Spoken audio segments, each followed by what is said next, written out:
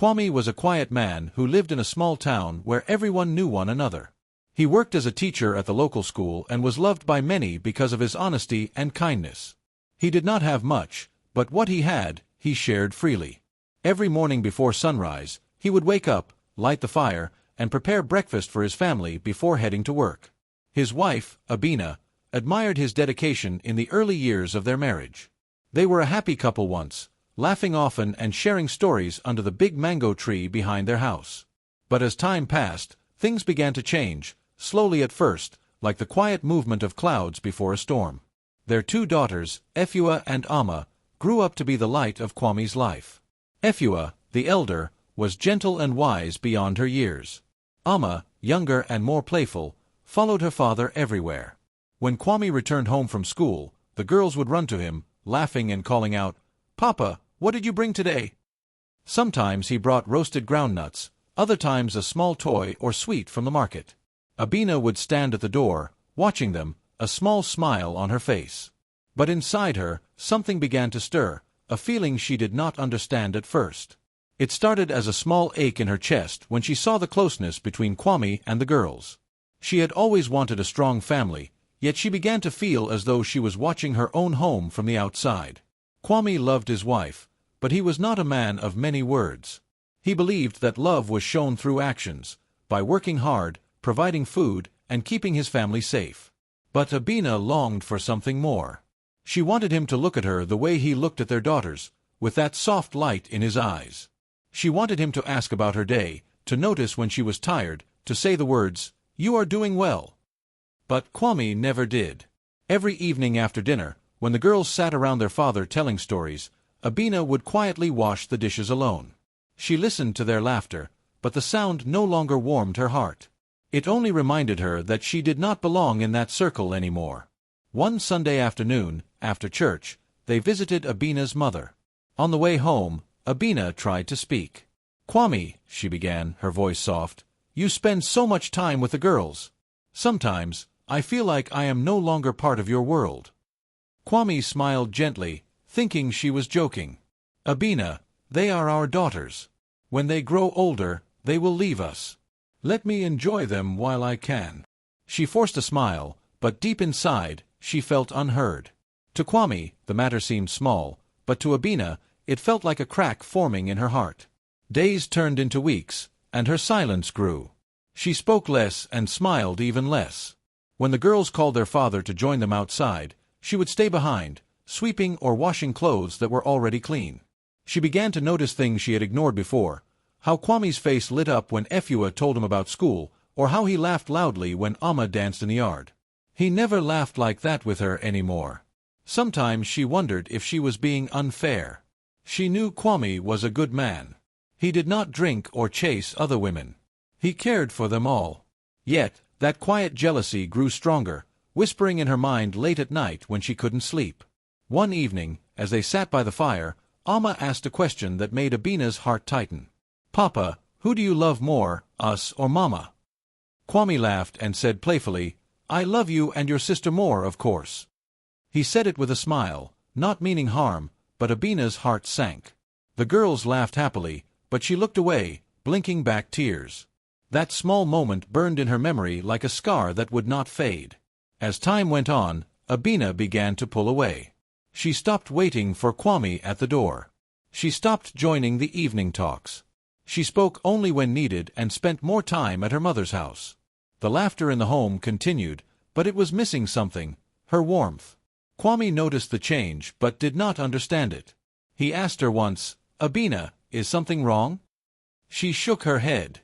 "Nothing," she replied quickly, even though her voice trembled. He nodded and went back to reading his lesson notes. He believed she would be fine, as she always had been.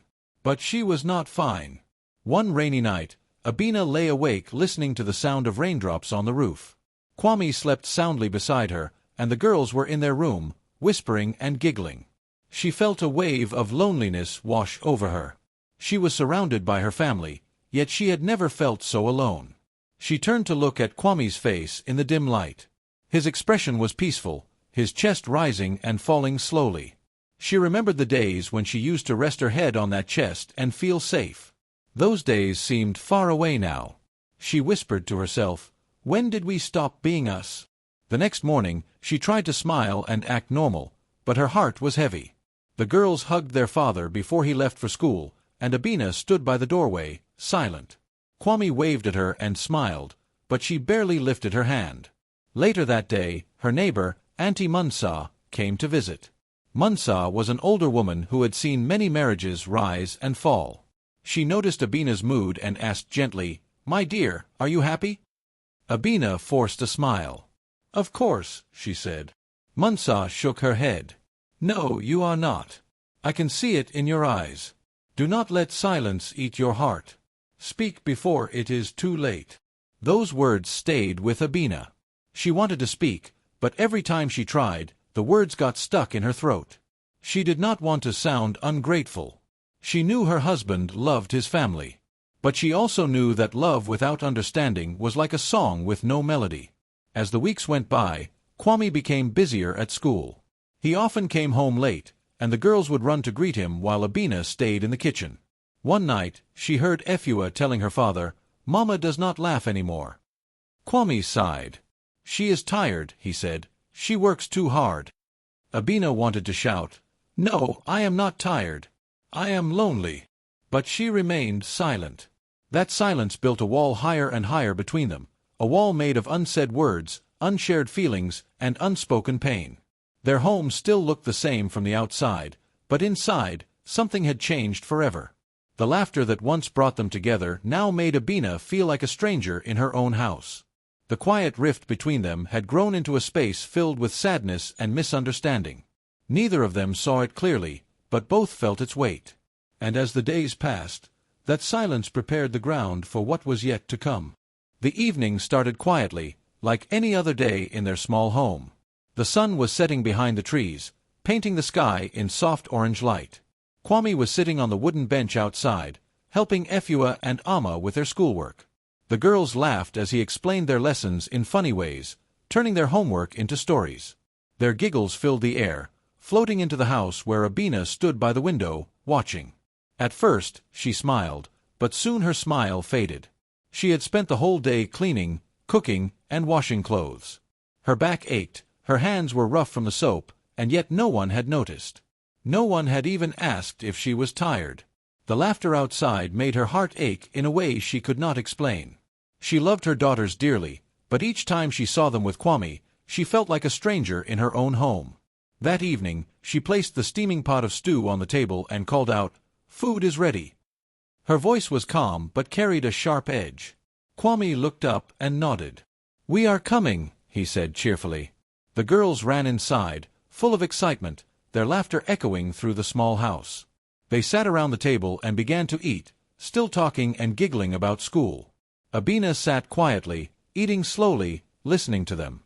She tried to join the conversation once, but no one seemed to hear her. Kwame was busy helping Amma with her spoon, and Efua was telling a long story about her friend at school. Abina put her spoon down and stared at her food. Her chest felt heavy, her throat tight. After dinner, she cleared the table while Kwame helped the girls wash their hands.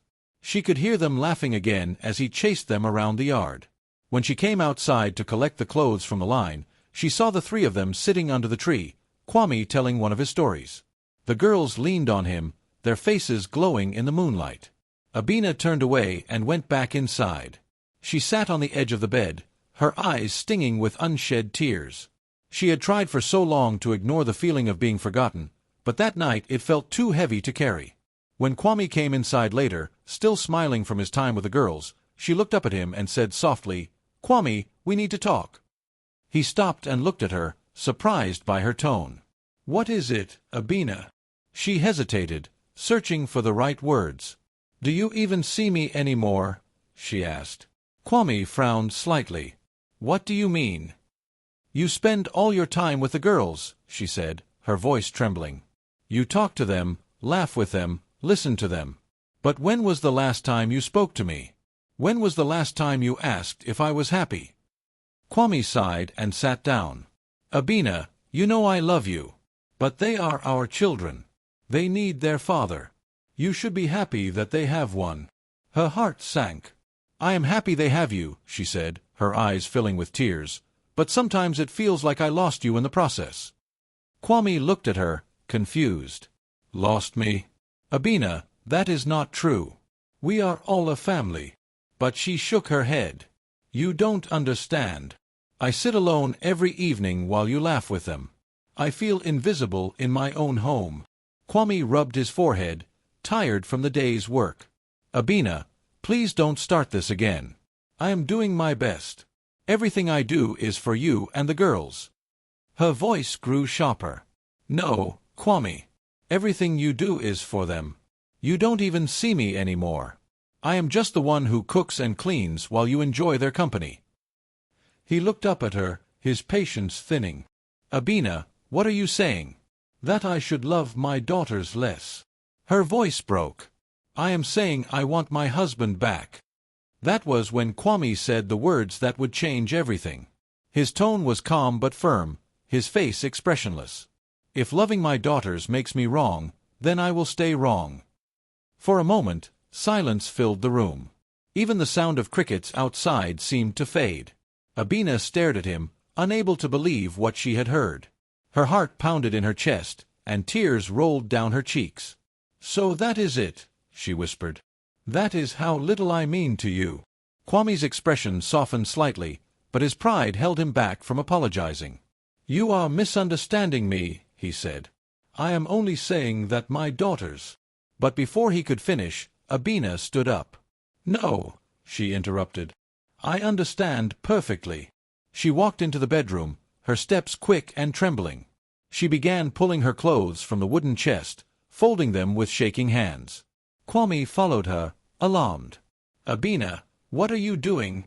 She didn't look at him. I am leaving, she said quietly. Maybe you and your daughters will be happier without me. Kwame's heart raced. Don't be foolish, he said, his voice rising slightly. Where will you go at this hour?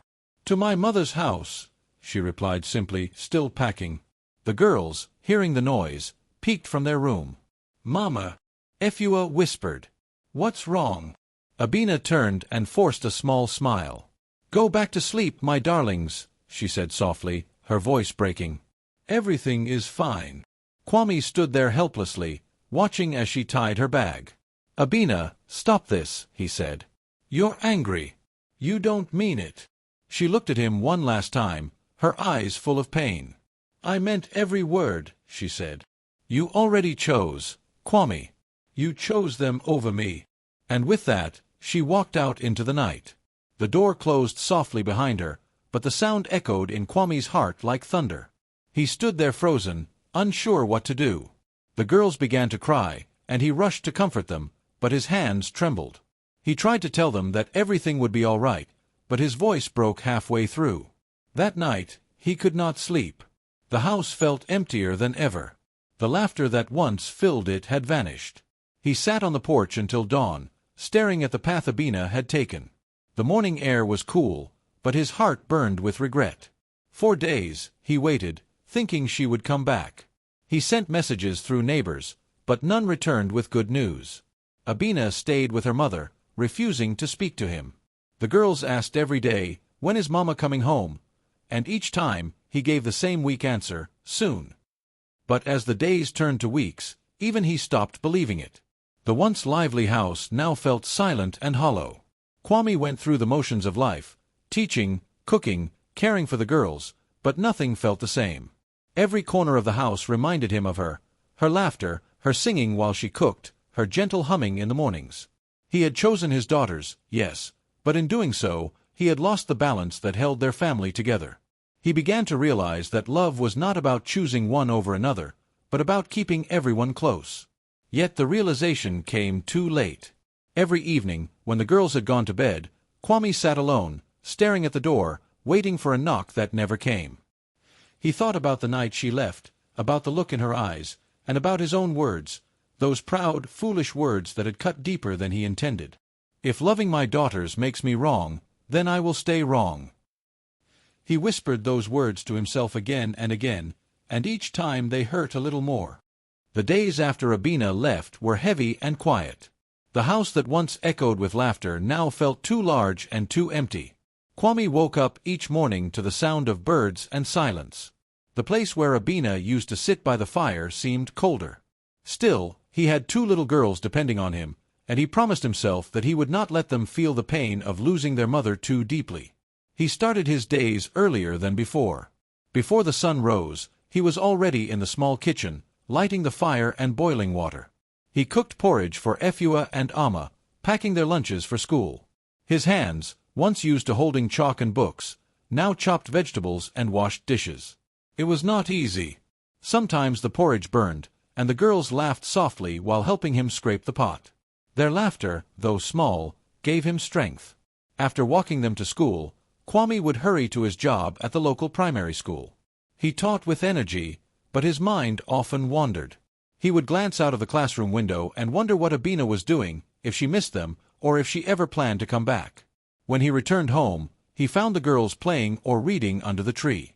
They ran to him, their faces bright with joy. In those moments, his heart softened. One evening, Amma asked, "Papa, will Mama come home soon?" Kwame paused. He wanted to tell her yes, but he had learned not to make promises he couldn't keep. "Maybe one day," he said gently. "For now, we must be strong."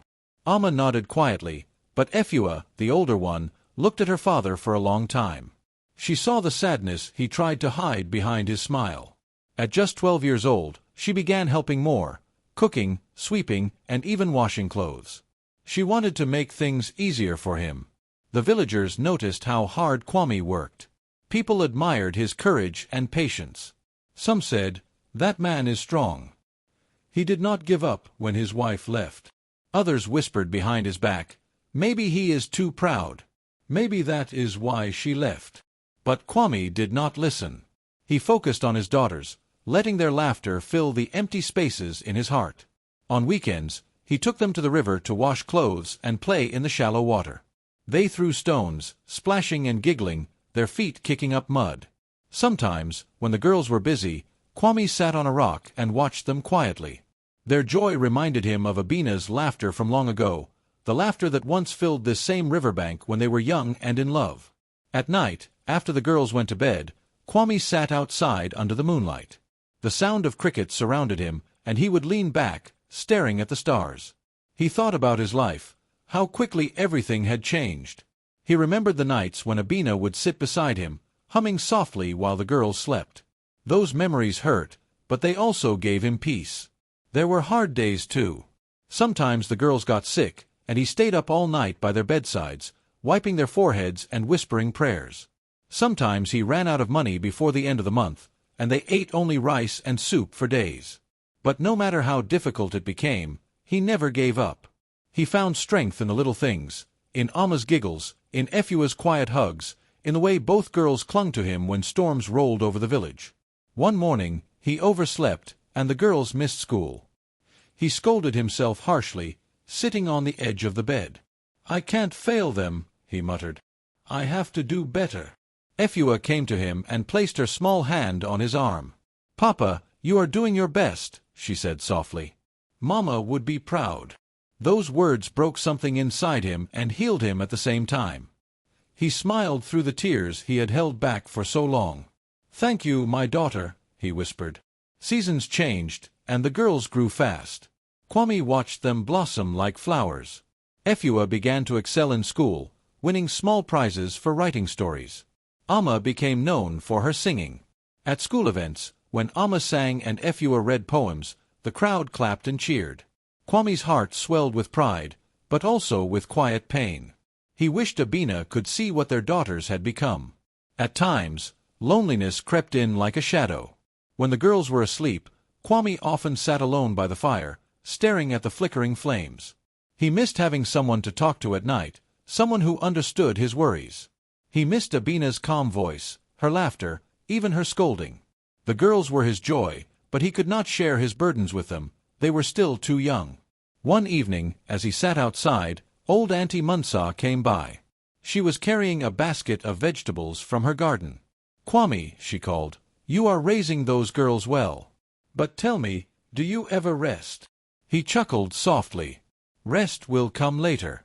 For now, I must work." She shook her head. "You have done well, my son, but even strong trees need shade. Don't carry everything alone." Her words stayed with him. That night, after the girls went to bed, he looked around his small home and realized how much love still lived within its walls. It was not the same as before, but it was real and strong. Still, there were nights when he couldn't help but wonder about Abina. Did she think of them? Did she miss him at all? He tried to push the thoughts away, but they always returned, carried on the wind like whispers. Months turned into years. Life began to find its rhythm again. The girls continued to grow, and Kwame became both father and mother to them. He learned how to braid their hair, how to fix their torn clothes, and how to listen when they were sad. He attended every school meeting, every festival, every small celebration. The villagers called him Father of the Year, though he only smiled and said, "I'm just doing my duty." Despite all his efforts, the emptiness never completely left him. Sometimes, when the girls were at school, he would visit the edge of the village where Abina's mother lived. He never went inside, but he would stand by the mango tree across the road, hoping to catch a glimpse of her. He saw her once, carrying a basket, her head bowed. She looked thinner, quieter, older. For a moment, their eyes met across the distance, but neither spoke. She turned away, and he stood there for a long time, his heart heavy. When he returned home, Amma ran to him with open arms, and Efua smiled from the doorway. "Papa, you look tired," Amma said, tugging his hand. He smiled faintly. "Maybe a little," he replied, lifting her into his arms. "But seeing you both makes me strong again." As night fell, he watched his daughters sleeping peacefully. Their faces were calm, their breathing soft and steady. He whispered to himself, "Everything I lost was for them. I only hope they will one day understand." Outside, the moon rose high above the village. Kwame stepped out and sat under the same tree where he once told stories to his daughters and wife. The wind rustled the leaves gently, as if carrying Abina's voice from afar. For a moment, he closed his eyes and imagined her sitting beside him again. He knew life would never be the same, but he also knew he had done his best. The pain in his heart remained, but it was mixed with pride in the daughters he had raised with love and sacrifice. And though loneliness sometimes visited him, he had learned to live with it, to let it remind him that love, no matter how broken, still had a way of keeping him alive. Many years had passed since Abina walked away from her family. Time had changed everything. Her once smooth skin now showed the fine lines of worry, and her eyes carried a quiet sadness that words could not hide. Life had not been easy. The world outside the village had promised freedom and comfort, but it gave her only struggle and loneliness. She had worked in towns, cleaning houses, cooking for strangers, and sleeping in small, cold rooms. Each night, when she closed her eyes, she saw the faces of her two daughters, Efua and Amma. Sometimes she dreamed of Kwame's steady voice and gentle eyes. She remembered the mornings when he would brew tea while humming softly, and the evenings when they sat together under the mango tree. Those memories once made her angry, now they only made her heart ache. Regret had grown inside her like a shadow she could not escape. One morning, as she sat by the market road with a basket of oranges she had been trying to sell, a traveler passed by. He was from her old village. When she asked about home, his eyes lit up. "Ah, Kwame," he said, "that man has done well." His daughters, Efua and Amma, are grown now. Efua teaches at the village school, and Amma sings in the church choir. They make him proud every day. Abina's hands froze. For a moment, she could not speak. Her heart beat fast. The traveler continued, unaware of her pain. "You should see them, kind, beautiful, just like their mother used to be." Tears filled Abina's eyes. She thanked the man and packed her things. That night, she could not sleep. The image of her daughters, grown, strong, and happy, would not leave her. She had stayed away too long. No matter what happened, she knew she had to go back. The next morning, she began her journey home. The road was long and dusty. Each step brought back a memory. The first day she met Kwame, their wedding, the laughter of their children. As the village came into view, her heart trembled with fear and hope. She wondered if anyone would even remember her. The sun was high when she entered the village. People looked at her curiously. Some recognized her, others whispered softly. She kept her eyes down, walking past familiar places, the old market, the big tree near the well, the schoolyard where she used to watch Kwame teach. Everything felt smaller, quieter, and yet full of memories. Finally, she reached the small mud brick house that once was her home. The roof was repaired, the walls freshly painted. It looked warm and full of life. She stood at the gate, her heart pounding. She could hear laughter from inside, a woman's soft voice, another younger one, and then a man's calm tone. It was a sound she had not heard in years. For a moment, Abina wanted to turn away. What if they didn't want her back? What if Kwame had moved on? But before she could step back, the door opened, and a young woman stepped out. It was Efua. Their eyes met, and time stopped. Efua froze, staring at the woman standing by the gate. Abina's lips trembled as she whispered, "My child." Efua's eyes filled with tears. She dropped the basket she was carrying and ran forward, wrapping her arms tightly around her mother. "Mama," she cried, her voice shaking. "You came back." Abina broke down, holding her daughter close. The smell of home, the warmth of her child, it was all too much. Amma came running from the house when she heard the noise. When she saw her mother, she gasped, then joined the embrace. The three of them stood together in tears, the years of separation melting away in that one moment. Kwame stepped out of the house quietly. His face was calm, but his eyes were full of surprise. For a long moment, he said nothing. He simply watched as his daughters clung to the woman who had left them so many years ago. Abina finally looked up. Her voice was weak. "Kwame," she said softly, "I don't expect forgiveness. I just wanted to see them, to know they are well." Kwame's gaze stayed on her. He had imagined this moment many times, what he would say if she returned, how he would feel. He thought he would be angry, that he would turn away. But seeing her now, older, fragile and filled with sorrow, he felt something else entirely. Not hate, not anger, but peace. "You should come inside," he said quietly. Abina stared at him, not sure she had heard right. "Inside?" she asked. "Yes," he replied. "This house still remembers you." Tears rolled down her cheeks again. Slowly, she followed him inside. The walls were lined with small decorations, drawings made by the girls when they were young, old family pictures, and new ones too. She saw her own face in a photo on the shelf, faded and worn but still there. Her breath caught. "You kept my picture," she whispered. Efua smiled through her tears. "Papa never took it down." Abina turned to Kwame. "Why?" she asked softly. He looked at her for a long time before answering. "Because you are still their mother. And because once, you were my friend." Silence filled the room. The only sound was the soft crackle of the fire. Abina sat down, her hands trembling.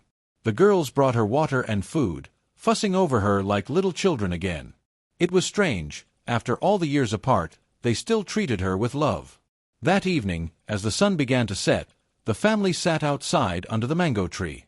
The air was warm, and the sky was painted in shades of gold and pink. Abina watched her daughters laugh and talk with their father. She realized that though she had been gone for so long, Kwame had raised them with love, patience, and kindness. They were everything she had ever hoped they would be, strong, gentle, and wise. Her heart swelled with both pride and pain. "You did well, Kwame," she said quietly.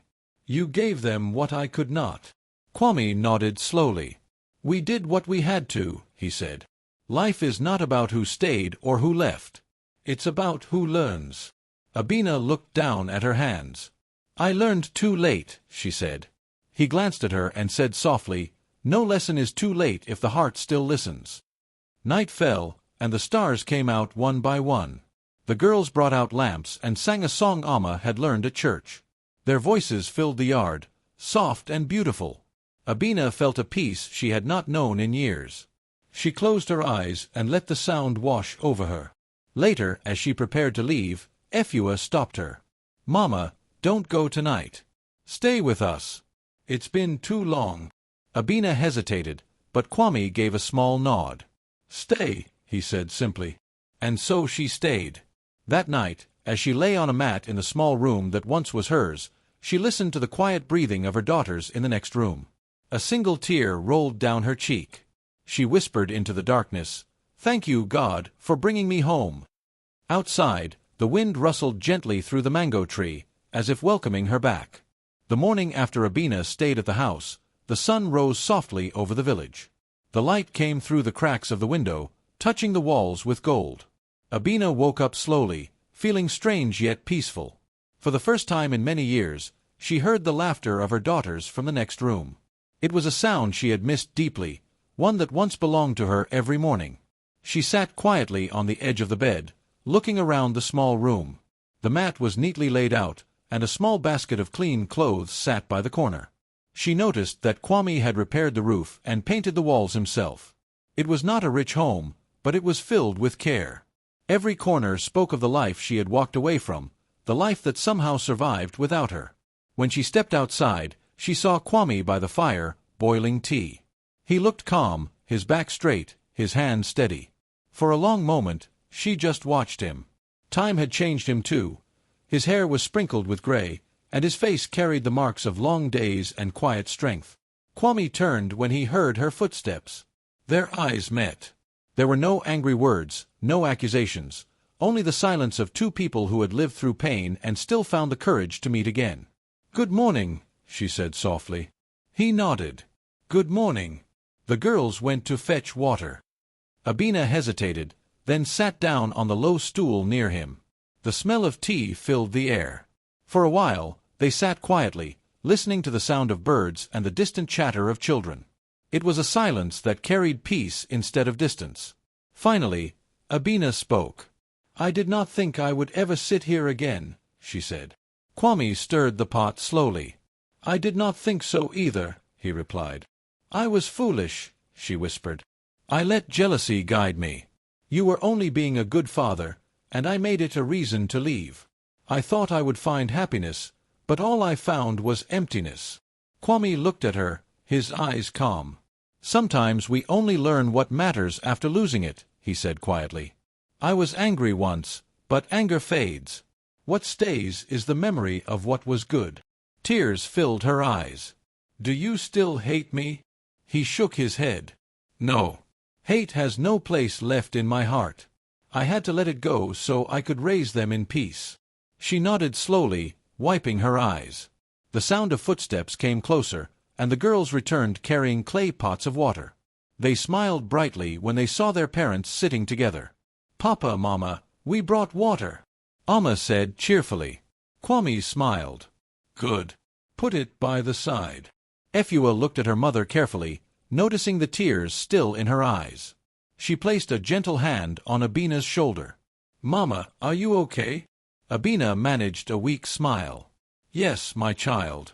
I'm just happy to be home." They spent the morning together, cooking and talking.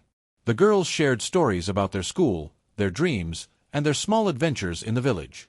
Abina listened closely, amazed at how much she had missed. They were confident, smart, and kind, everything she had ever hoped for them to be. And it was Kwame who had shaped them that way. Later that afternoon, after lunch, Kwame suggested they sit under the mango tree.